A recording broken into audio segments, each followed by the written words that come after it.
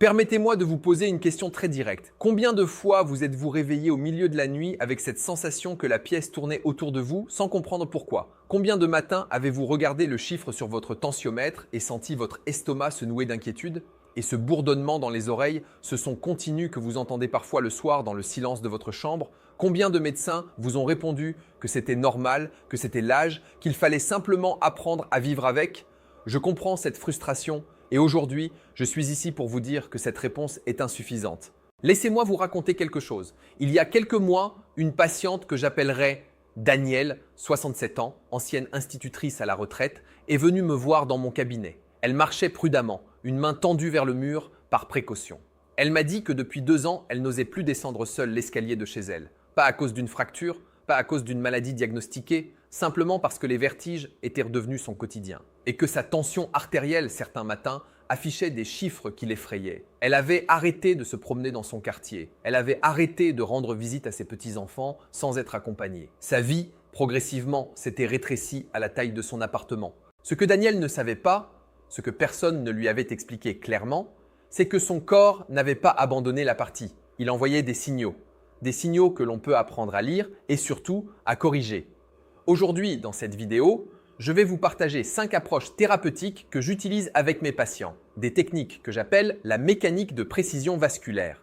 Elles ne nécessitent aucun équipement coûteux, aucun médicament supplémentaire, aucun déplacement. Vous pouvez les pratiquer dans votre salon, dans votre chambre, à n'importe quel moment de la journée. Mais ne vous y trompez pas. Derrière leur apparente simplicité se cache une logique physiologique solide, validée par des années d'observation clinique et de recherche en médecine circulatoire. Si vous souffrez de vertiges, d'acouphènes persistants, de tension artérielle instable ou de cette sensation de brouillard mental qui vous empêche de vous sentir pleinement alerte, les prochaines minutes pourraient changer votre façon d'aborder votre santé pour de bon. Restez avec moi jusqu'au bout parce que la 5e technique, notamment, est celle que mes patients plébiscitent le plus et pour de très bonnes raisons.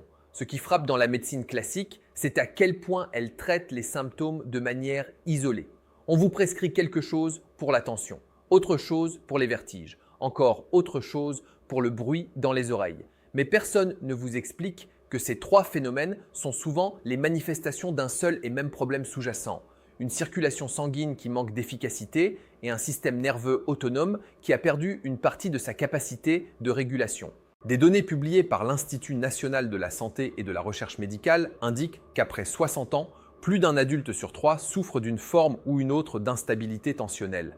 Et des travaux menés dans plusieurs centres hospitaliers européens ont montré que les épisodes de vertige dits positionnels, ceux qui surviennent au lever ou lors d'un simple changement de posture, sont associés dans plus de 60% des cas à une déficience du retour veineux depuis les membres inférieurs. En d'autres termes, le problème ne vient pas de votre tête, il vient de vos jambes. Et c'est une excellente nouvelle parce que les jambes, on peut les rééduquer. Imaginez votre système circulatoire comme un réseau d'irrigation. Votre cœur est la pompe centrale. Vos artères sont les canalisations qui distribuent l'eau oxygénée vers tous les organes. Vos veines sont les canaux de retour. Quand ce réseau fonctionne bien, chaque cellule de votre corps, chaque neurone de votre cerveau, chaque cil de votre oreille interne reçoit exactement la quantité de sang dont il a besoin au bon moment, à la bonne pression. Quand il dysfonctionne, même légèrement, les déséquilibres commencent. Et ces déséquilibres, c'est précisément ce que nous allons corriger ensemble aujourd'hui. Première approche, l'ancrage postural actif. Voici ce que j'ai observé chez la majorité de mes patients qui souffrent de vertiges chroniques. Leur posture au quotidien crée une pression invisible mais constante sur les structures vasculaires du cou. Avec les années, la colonne cervicale tend à se tasser légèrement vers l'avant. Les épaules s'arrondissent, le menton avance. Ce déplacement, qui semble anodin, comprime progressivement les artères vertébrales, ces canaux qui acheminent le sang vers le cervelet, le centre du traitement de l'équilibre dans votre cerveau. L'ancrage postural actif consiste à utiliser un mur comme outil de réalignement. C'est d'une simplicité déconcertante, mais les résultats sont mesurables. Voici comment procéder. Placez-vous debout, le dos contre un mur plan. Vos talons doivent se trouver à une quinzaine de centimètres de la paroi. Appuyez délicatement vos omoplates, le haut de votre dos et l'arrière de votre crâne contre la surface. Vous remarquerez peut-être que pour y parvenir, vous devez légèrement rentrer le menton. C'est exactement le réalignement que nous recherchons.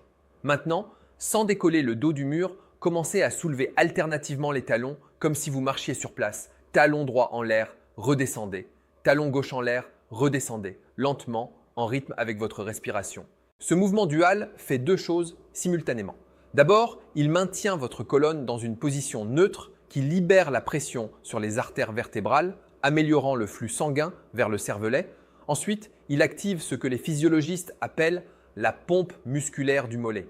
Vos muscles du bas de la jambe, en se contractant et se relâchant rythmiquement, compriment les veines profondes et propulsent le sang vers le haut, vers le cœur. Un retour veineux plus efficace signifie que votre cœur reçoit un volume sanguin plus stable, ce qui contribue directement à réduire les fluctuations de pression.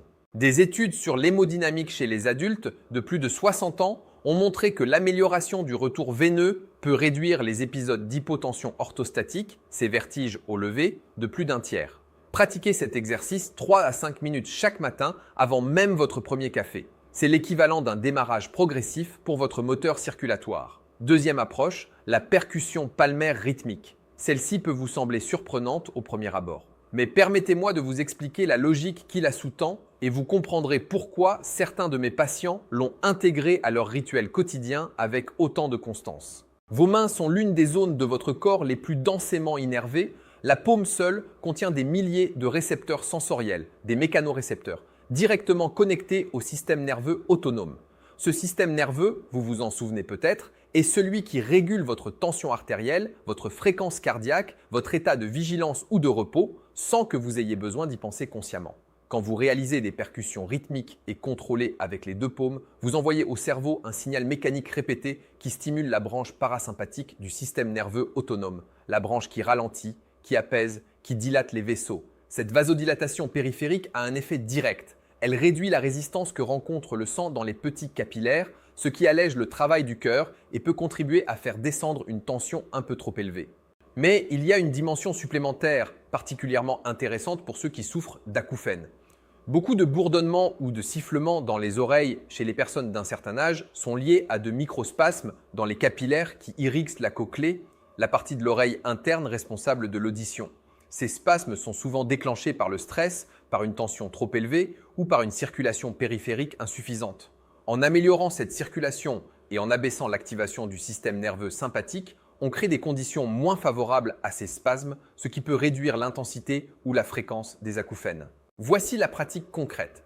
Asseyez-vous confortablement, le dos droit, les épaules relâchées, étendez les deux mains devant vous, doigts bien écartés et légèrement tendus. Commencez à faire claquer vos paumes l'une contre l'autre, non pas de manière forte et brusque, mais avec un rythme régulier et modéré, à raison d'environ un impact par seconde. L'important est que le contact inclue les paumes, les bases des mains et les extrémités des doigts. Continuez pendant 2 à 3 minutes. Vous devriez sentir une chaleur croissante irradier dans vos mains, puis remonter le long de vos avant-bras. Cette chaleur est la preuve que la circulation s'est activée, c'est votre corps qui répond.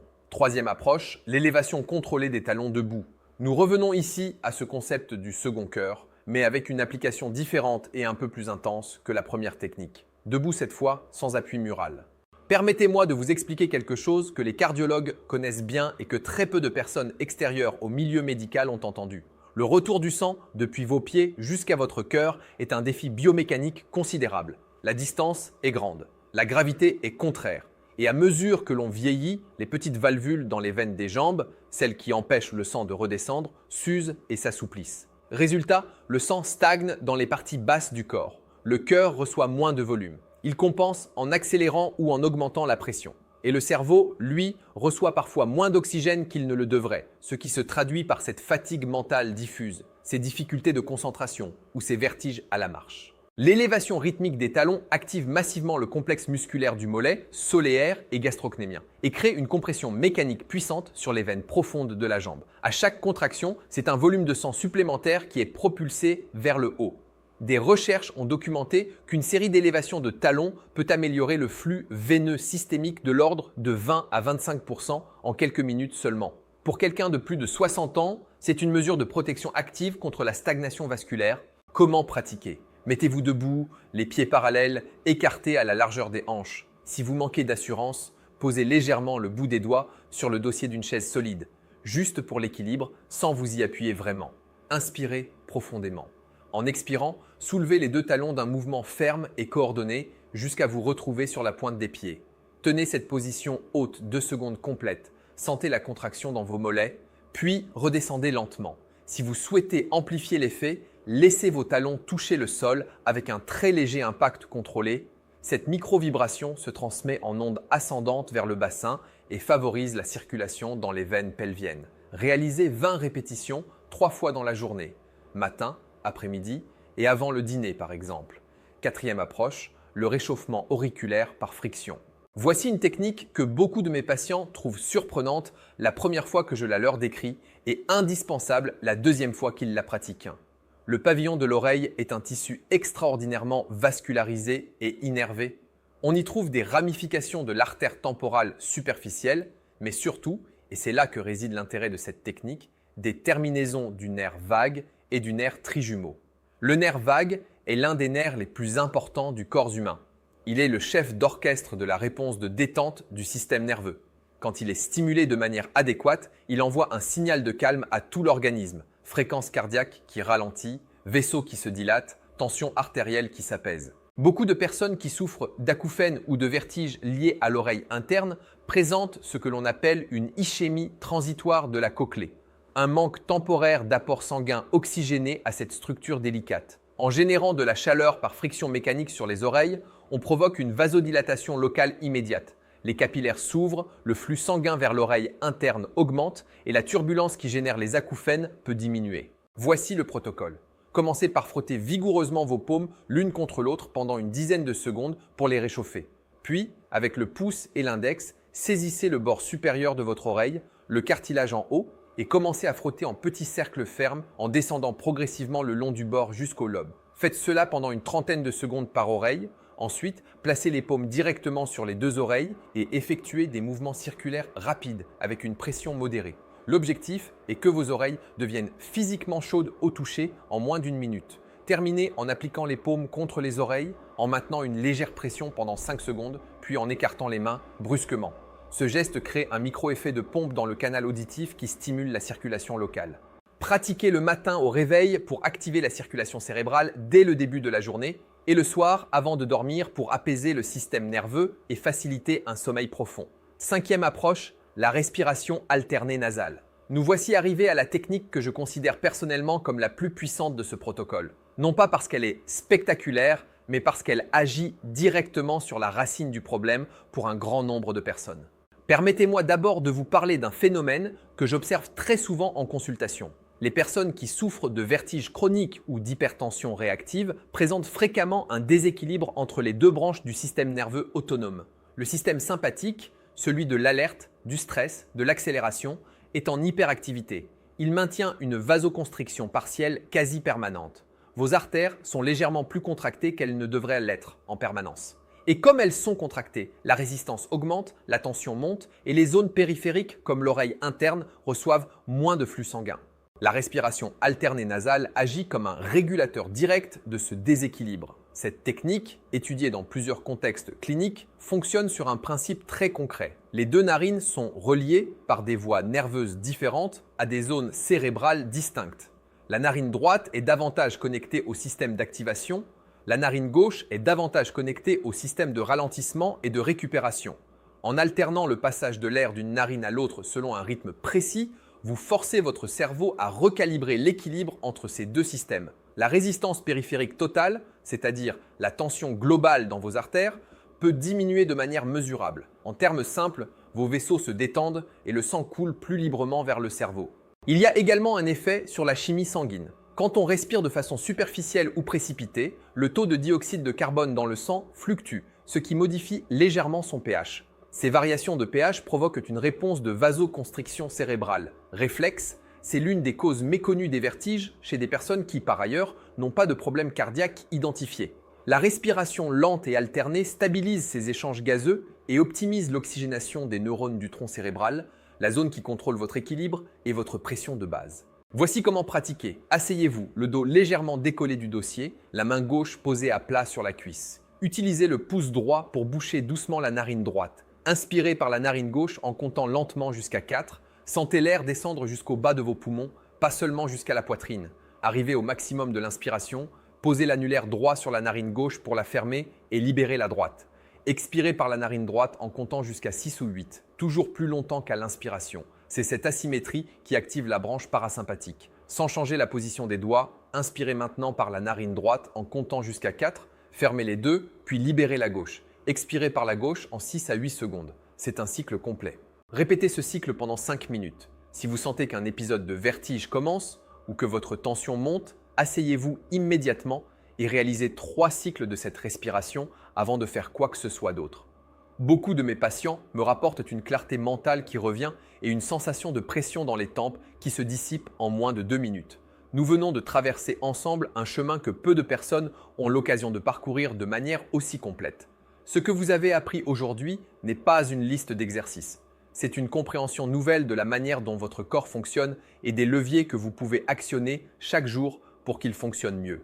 Laissez-moi vous raconter la suite de l'histoire de Danielle. 3 mois après notre première consultation, elle est revenue me voir. Elle marchait différemment, plus droite, plus assurée. Elle m'a dit qu'elle avait recommencé à descendre son escalier seule le matin, qu'elle était allée au marché la semaine précédente, que les chiffres sur son tensiomètre s'étaient stabilisés, qu'elle entendait encore parfois un léger sifflement le soir, mais que c'était beaucoup moins envahissant. Elle n'avait pas changé de médicament, elle avait simplement ajouté chaque matin 20 minutes de ses pratiques à sa routine.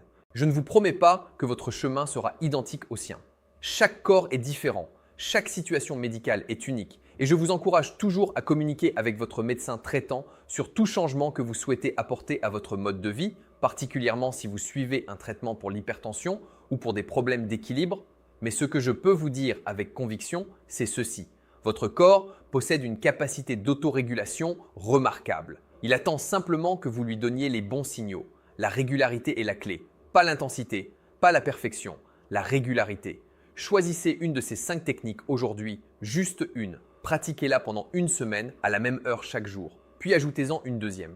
Construisez votre protocole progressivement, comme on construit une habitude solide, brique par brique. Ne laissez pas la peur du vertige dicter l'espace que vous occupez dans votre propre vie.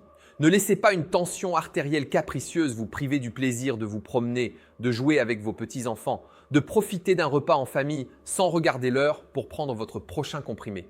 La santé n'est pas un état que l'on atteint une fois pour toutes. C'est un équilibre que l'on entretient jour après jour avec des gestes simples et des choix conscients. Vous avez consacré ces 15 minutes à vous informer. C'est déjà un acte de soin envers vous-même. Continuez dans cette direction. Partagez cette vidéo avec quelqu'un de votre entourage qui pourrait en avoir besoin. Un parent, un ami, un voisin qui se plaint de vertige ou de tension. Un simple partage peut faire une différence réelle dans la vie de quelqu'un. Prenez soin de vous. Prenez soin de votre circulation et à très bientôt pour la prochaine vidéo.